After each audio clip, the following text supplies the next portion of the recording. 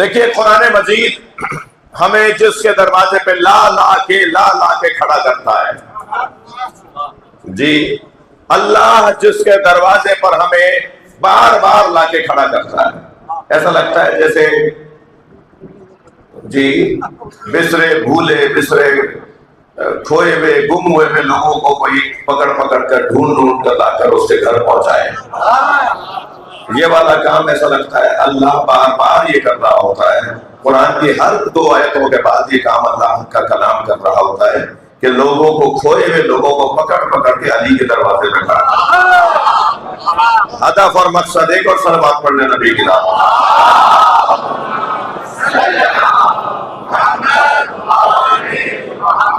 اس سے بلند صلوات پڑھ لیں۔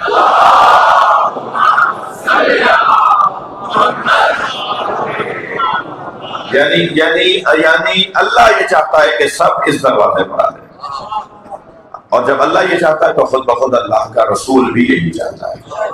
اور اس کا فائدہ کیا ہونا ہے؟ اس کا موٹا سا فائدہ جو بھی میں نے مقدماتی گفتگو میں کہا، اس کا موٹا سا روشن فائدہ یہ ہے کہ لوگ فلاح پا جائیں، کامیاب ہو جائیں، انجام خاتمہ بالخیر ہو جائے، آخرت صحیح ہو جائے، کل بہتر ہو جائے، مستقبل اچھا ہو جائے۔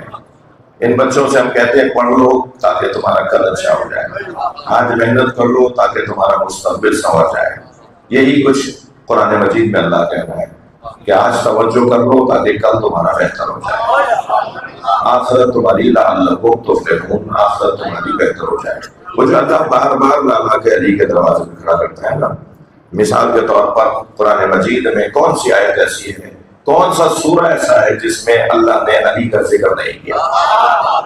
بڑا پسندیدہ میرا مضمون ہے اور آپ کے توجہ میرے ساتھ ہے۔ میں آج کے دوسرے بیان میں داخل ہو رہا ہوں۔ پروردگار عالم ارشاد فرماتا ہے الحمدللہ رب العالمین الرحمن الرحیم مالک یوم الدین ایاک نعبد و ایاک نستعین اہدنا الصراط المستقیم۔ حمد ہے رب العالمین کے لیے جو رحمان بھی ہے اور رحیم بھی ہے، یعنی پہلی والی آیت کی تفسیر دوسری آیت کر رہی ہے۔ ہم کیوں ہے عالمین کے رب کے لیے؟ اس لیے کہ وہ رحمان اور رحیم ہے۔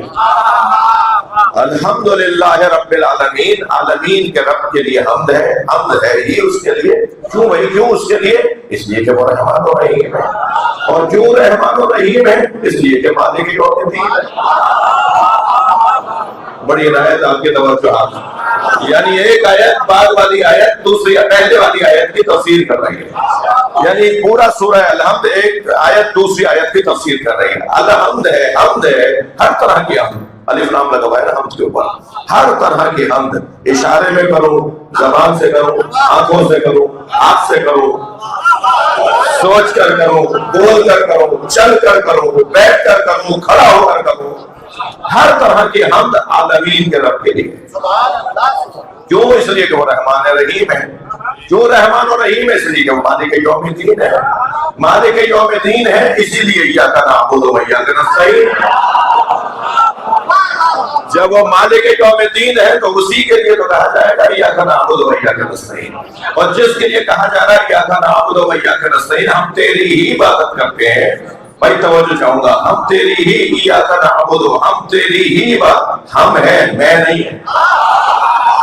خبردار، اجتماعیت کو توڑنے والے اللہ کو اچھے نہیں لگتے۔ نماز فرادہ بھی پڑھو تب بھی ہم کہو۔ نماز اگر فرادہ بھی پڑھ رہے ہو تو یہ نہیں ہوگا کہ میں ماسی کا بدل دوں گا، یہ قرآن ہے بھائی۔ ایاک نعبد، عابدو نہیں، میں تیری ہی فرادہ پڑھ رہا تھا اس لیے مولانا میں نے ایاک عابدو کہہ دیا۔ اجازت نہیں ہے، یہ قرآن ہے، میری کتاب نہیں ہے جو آئندہ ایڈیشن میں ٹھیک کر لوں گا۔ اس سے زیادہ ٹھیک تو کوئی کلام ہی نہیں ہے۔ جی میرے کلام پر شک ہوگا، قرآن پہ شک کرنے والا مسلمان نہیں ہے، بلکہ میں لفظوں کو بہتر کروں، قرآن پہ شک کرنے والے پہ شک ہوگا۔ جمع کا صیغہ رہے گا، مل کر بات کرو بھائی۔ ایاک نعبد، ہم تیری ہی عبادت کرتے ہیں اور تجھ ہی سے مدد مانگتے ہیں۔ تھکیں گے نہیں، میں نتیجہ دے رہا ہوں۔ ہم تیری ہی عبادت کرتے ہیں، تجھی سے مدد مانگتے ہیں. وہ جو تیری ہی، کتنی دفعہ کہا لوگوں نے کہ مولانا قرآن تو کہہ رہا ہے ہم تیری ہی عبادت کرتے ہیں، تجھی سے مدد مانگتے ہیں، اور آپ کہتے ہیں یا علی مدد. یعنی قرآن پکار کے کہہ رہا ہے ہم تیری ہی عبادت کرتے ہیں اور تجھی سے مدد مانگتے ہیں، اور شیعہ کہتا ہے یا علی مدد. تو پہلا جواب تو میں اسے یہ دیتا ہوں، ایک آیت پڑھ کر عقیدہ نہیں بنایا جاتا،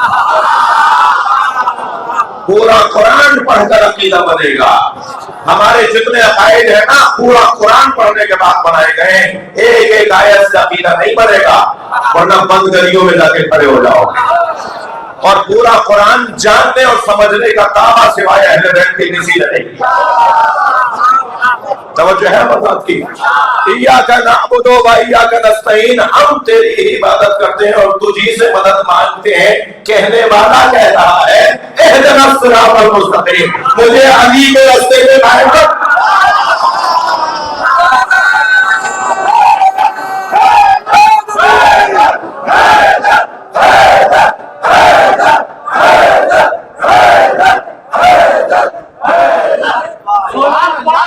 لائٹیں کم کیوں ہیں آج؟ لائٹیں کیوں کم ہیں؟ ادب خدا کا، احترام مومن کا نہ تھا، ہوتی بھی تو کس طرح قائم نماز ہوتی، اللہ کا گھر تو بناتا مگر امام نہ تھا. توجہ کر لیا آپ نے؟ مولا علی کا قرآنی نام صراط مستقیم. تھک رہے ہیں آپ میری باتوں سے، میں اپنے مضمون میں داخل ہو گیا. مولا کے القاب پر غور کرنا کا ارادہ ہے اس خمسے کے اندر. مولا کا ایک قرآنی نام ہے صراط مستقیم، سیدھا رستہ. علی پوری کائنات میں ایک ہی ہے. توجہ کر رہے ہیں ہمارا؟ علی پوری کائنات میں ایک ہی ہے جی. اولیاء بہت ہیں مگر سید الاولیاء سید الاوصیاء ایک ہی ہے. ایک وقت میں دو سید نہیں ہوں گے، دو سردار نہیں ہوں گے. سید سے مراد یا سردار جی. پوری کائنات میں علی ایک ہی ہے.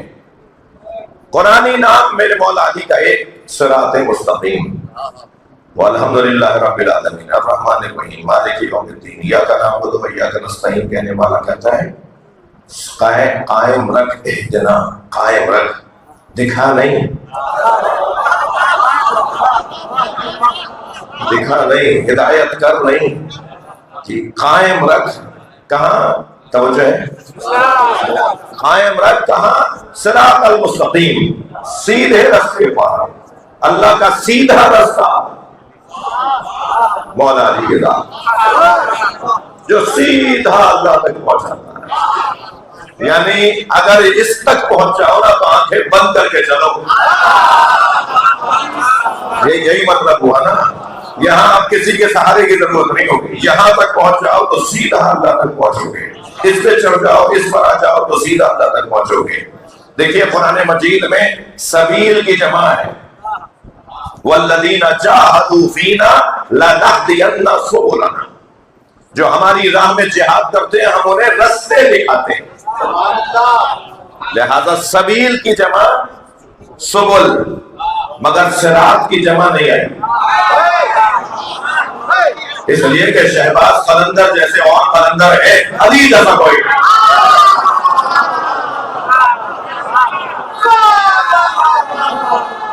جی. اس لیے کہ شاہ لطیف بھٹائل رحمت اللہ علیہ جیسے اور ہیں، امام بری جیسے اور ہیں، حضرت عبداللہ شاہ غازی جیسے اور ہیں، مگر علی جیسا کوئی اور نہیں. تو ان سب کے لیے سبل کا لفظ آئے گا. یہ سب اللہ کی سبل ہے، یہ سب اللہ کے رستے ہیں، مختلف رستے ہیں جو ایک بڑے رستے پہ ڈالتے ہیں. ہاں ان سب کا کام بھی ایک بڑے رستے پہ ڈالنا ہے. تبھی تو جا کے دیکھیے سوائے علی کے کوئی بات ہی نہیں کرتے. ان کا موضوع گفتگو ہی علی. یہ اپنی ایک دن میں 50,000 مرتبہ اگر انہیں موقع مل جائے تو یہ مولا علی کی بات کریں گے. ان کا کام ہی یہ ہے کہ لوگوں کو صراط مستقیم پر ڈالیں بلا تشبیہ بلا تشبیہ.